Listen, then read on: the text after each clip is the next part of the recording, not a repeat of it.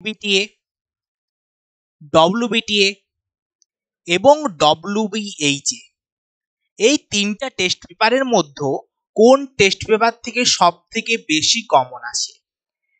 এটা অনেকের প্রশ্ন।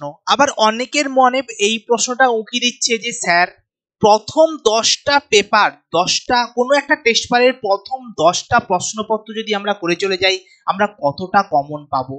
এবং আরো অনেকের মনে আরেকটা প্রশ্ন রয়েছে, স্যার কিভাবে টেস্ট পেপার প্র্যাকটিস করলে সব থেকে বেস্ট রেজাল্ট পাবো? আজকের এই ক্লাসে আমি তোমাদেরকে এই তিনটা প্রশ্নের যেটা তোমাদের মনে রয়েছে তার উত্তর আমি দিতে চলেছি। তো আসবো একদম প্রথম প্রশ্নে, কোন টেস্ট পেপার সলভ করলে সব থেকে বেশি নাম্বার তুমি পেতে পারো? সবার আগে বলি যে টেস্ট পেপার জিনিসটা কি।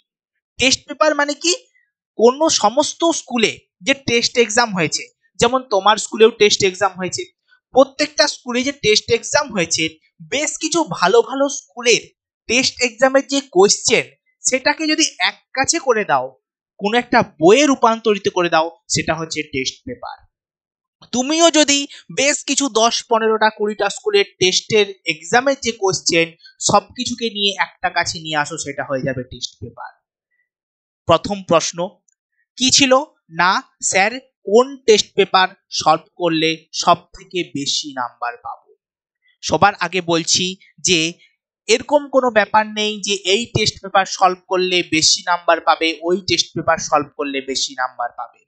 সমস্ত টেস্ট পেপারই ভালো। ওকে, তোমার টিউশনের টিচার বা তোমার স্কুলের টিচার যার কাছে তুমি পড়ো তিনি যে টেস্ট পেপার কিনতে বলবেন সেই টেস্ট পেপারই কিনবে, কারণ আমাদের আলটিমেট উদ্দেশ্য হচ্ছে টেস্ট পেপার সলভ করা এবং প্র্যাকটিস করা। টেস্ট পেপারটা হচ্ছে সব থেকে যেটা গুরুত্বপূর্ণ ওর কাজ, সেটা হচ্ছে টেস্ট পেপারে বিভিন্ন স্কুলের কোশ্চেন রয়েছে, এটা যদি তুমি সলভ করো তুমি নিজে খুঁজে পাবে যে কোন প্রশ্নটা বেশি ইম্পর্টেন্ট, কোন প্রশ্নটা কম ইম্পর্টেন্ট। কারণ বিভিন্ন টিচারেরা টেস্টের যে প্রশ্ন করেছেন, বিভিন্ন স্কুলের টিচারেরা করেছেন, তাদের মাথা অনেক বেশি কাজ করছে, অনেক বেটার।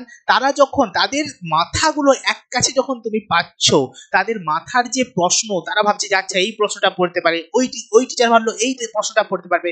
যখন দেখবে তাদের সমস্ত মাথা একটা কোশ্চেনকেই ফোকাস করছে, তার মানে সেটাই ইম্পর্টেন্ট। টেস্ট পেপারের কাজটাই এটা, যদি তুমি বুঝতে পারো কোনটা ইম্পর্টেন্ট কোনটা কম ইম্পর্টেন্ট। ওকে, তুমি যে কোনো একটা টেস্ট পেপার কেনো, এরকম কোনো ব্যাপার নেই যে হুবহু তুমি কমন পেয়ে যাবে। তবে তুমি যদি কোনো টেস্ট পেপার একদম প্রথম থেকে শেষ পর্যন্ত করো, সেখান থেকে তুমি অনেকটাই কমন পাবে এবং এটা তোমার পরীক্ষার ক্ষেত্রে অনেকটাই হেল্প করবে। তোমাদের নেক্সট প্রশ্ন যেটা, সেটা হচ্ছে ফার্স্ট 10টা পেজ করলেই কি আমরা 90% কমন পাবো? তোমাদের অনেক দাদা দিদিদের, অনেক বড়দের বলতে শুনবে যে আরে মাধ্যমিক পরীক্ষা তো কোনো ব্যাপার না, একটা টেস্ট পেপার নে, প্রথম 10টা পেজ করে নে, আরে ভালো নাম্বার পেয়ে যাবে, একদম 90% নাম্বার পেয়ে যাবে।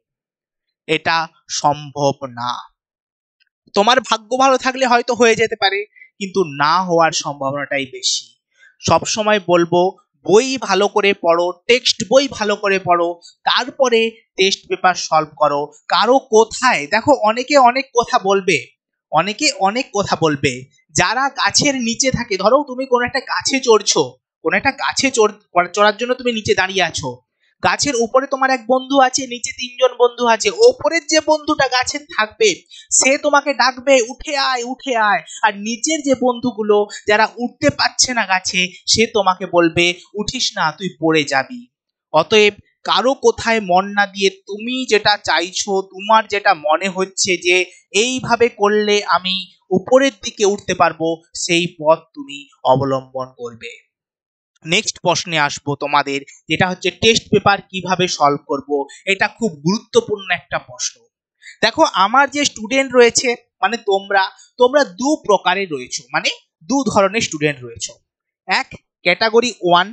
ক্যাটাগরি 1 কারা?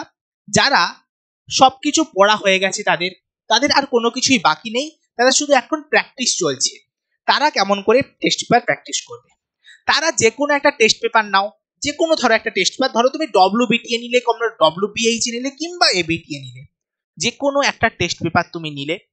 প্রথমে দেখো যদি তুমি যে কোনো টেস্ট পেপার নাও মোটামুটি তুমি কতগুলো স্কুল পাবে, 20টা স্কুল আমি ধরে নিলাম তুমি 20টা স্কুল পেলে।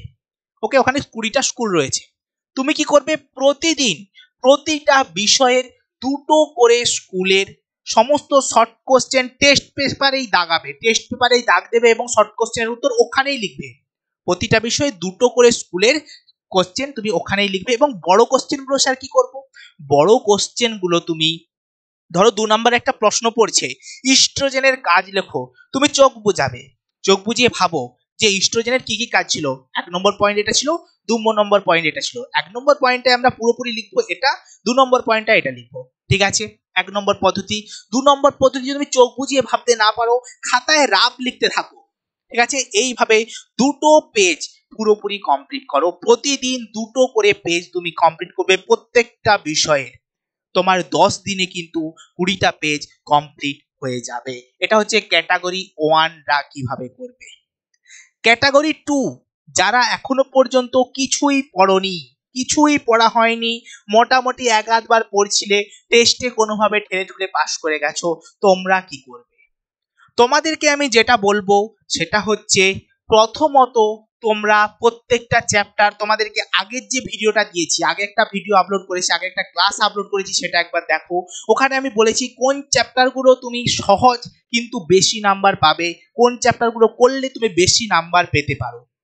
সেই চ্যাপ্টারগুলোকে তুমি সিলেক্ট করো এবং সেই চ্যাপ্টারের এক একটা চ্যাপ্টার যেখান থেকে সব থেকে বেশি নাম্বার আসে ওই চ্যাপ্টারটাকে পড়তে শুরু করো। কিভাবে পড়বো, যাও আমার ইউটিউব চ্যানেলে যাও, প্লে লিস্টে যাও, সেখানে দেখবে ওয়ান শট রয়েছে প্রচুর এবং প্রত্যেকটা ডিটেলস ক্লাসও রয়েছে। তোমার যদি একটু একটু পড়া থাকে তাহলে ওয়ান শট দেখো, যদি কিচ্ছু পড়া না থাকে তাহলে একটু ডিটেলস ক্লাসটা দেখো। ডিটেলস ক্লাস দেখলে তুমি কি পাবে না, ওইটার কনসেপ্ট পাবে। তারপরে তোমার টেক্সট বইটাকে দুবার পড়ো, একদম টেক্সট পেপার খুলবে না। আর 5 জন খুলছে মানে তোমাকে খুলতে হবে, এটা একদমই নয়, টেক্সট পেপার খুলবে না।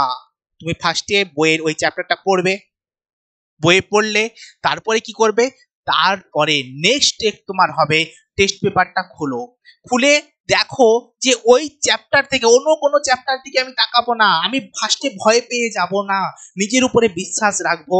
আমরা কি করব, ওই যে চ্যাপ্টারটা পড়লাম ওই চ্যাপ্টার থেকে কোশ্চেনগুলো আমি দাগাতে থাকবো এবং দেখবো আমি পারছি কিনা। যদি না পারি আমি একটা খাতা রাখবো, খাতায় যে প্রশ্নটা পারলাম না ওই প্রশ্নটা লিখে রাখবো। পরবর্তীকালে আমার যে টিচার তাকে আমি জিজ্ঞাসা করব। যারা আমার অভিজ্ঞান ব্যাচে আছো তারা আমাকে জিজ্ঞাসা করবে, তুমি যদি আমার অভিজ্ঞান ব্যাচে না থেকে থাকো তুমি তোমার টিচারকে জিজ্ঞাসা করে নাও যে স্যার এই প্রশ্নটা পাচ্ছি না কিভাবে লিখবো স্যার, তিনি বলে দেবেন। ওকে, তাহলে তোমার এইভাবে তুমি প্রত্যেকটা চ্যাপ্টার কমপ্লিট করো, শর্ট কোশ্চেন বড় কোশ্চেন এক এক করে এক একটা চ্যাপ্টার তুমি একদিন দুদিন টাইম নাও, প্রত্যেকটা চ্যাপ্টারকে এইভাবে শেষ করো। কোন একটা টেস্ট পেপার ধরেছো 10টা পেজ, 11 পেজ, 12 মানে 12টা স্কুল, যতগুলো তুমি পাচ্ছ তুমি প্র্যাকটিস করো, এইভাবে প্র্যাকটিস করো। দেখবে তোমার বইটা কিন্তু অনেক সড়গড় হয়ে যাবে, অনেক দ্রুত তুমি সলভ মানে তারপরে দেখবে বইটা মোটামুটি একটা রিভাইজ হয়ে যাবে। তারপরে নেক্সট স্টেপে তোমরা কি করবে, কয়েকদিন পরে স্কুল থেকে টেস্ট পেপার দেবে, সেই টেস্ট পেপারটা তুমি ক্যাটাগরি 1-এ যেটা আমি বলেছি ওটা করতে থাকবে। তুমি কি করবে, ফার্স্টে এমসি তোমাদের যে শর্ট কোশ্চেন গুলো করে নেবে, তারপরে বড় কোশ্চেন গুলো ভাবতে থাকবে। দেখবে তোমাদের উন্নতি, তুমি যেখানে 50 পেতে সেক্ষেত্রে তুমি কিন্তু 80-র উপরে নাম্বার পাবে। তো এইভাবে টেস্ট পেপার প্র্যাকটিস করো এবং যা ডাউট হবে সেটা ক্যাটাগরি 1 হোক বা 2 হোক খাতায় লিখে রাখো এবং তোমার টিচারকে জিজ্ঞাসা করো যে স্যার এই জায়গাটা পাচ্ছি না বলে দিন, স্যার এই জায়গাটা পাচ্ছি না বলে দিন। তাহলে কিন্তু তোমার টেস্ট পেপার যে সলিউশনটা সব থেকে কম টাইমে সব থেকে বেস্ট আউটপুট তুমি দিতে পারবে। স্যার কটা টেস্ট পেপার ইউজ করবো, স্যার কটা টেস্ট পেপার কিনবো, 3টা টেস্ট পেপারই কিনে নেবো। তুমি 1টা থেকে 2টো টেস্ট পেপার কেনো, WBH এ কিনো, WBT এ কিনো, ABT এ কেনো, যে কোনো একটা থেকে ম্যাক্সিমাম 2টো টেস্ট পেপার কেনো। যদি তুমি 2টো টেস্ট পেপার কভার হয়ে যায় তারপরে আরো একটা কিনো। ওকে, একসাথে তুমি 3টা টেস্ট পেপার কিনে নিলে, দিয়ে এখানে একটা পেজ এখানে একটা পেজ, এইভাবে করো না। যে টেস্ট পেপারটা ধরবে তাকে শেষ করে ছাড়বে। আর অনেকে ভাবে টেস্ট পেপারে স্যার দাগ দেবো না, টেস্ট পেপার স্যার নোংরা হয়ে যাবে। কে পড়বে তোমার টেস্ট পেপার? টেস্ট পেপারে দাগ দাও, যত খুশি দাগ দাও, একটা টেস্ট পেপার শেষ হয়ে গেছে আরেকটা টেস্ট পেপারে দাগ দিতে থাকো। ওকে, তাহলে তোমার পড়ার দেখবে এনার্জি অনেকটা বেড়ে যাবে। আজকের ক্লাস এখান পর্যন্তই। আশা করছি ক্লাস থেকে কিছু লাভ পাবে। আর তুমি যদি চাও আমার সাথে অভিজ্ঞান ব্যাচে জয়েন হতে, তাহলে তুমি অবশ্যই আমাদের যে অ্যাপ রয়েছে নলেজ এ টু জেড, সেই অ্যাপটা ইনস্টল করো এবং লগ ইন করে অভিজ্ঞান ব্যাচে ঝটপট জয়েন হয়ে যেতে পারো। আজকের ক্লাস এখান পর্যন্তই, দেখা হচ্ছে নেক্সট ক্লাসে। টাটা।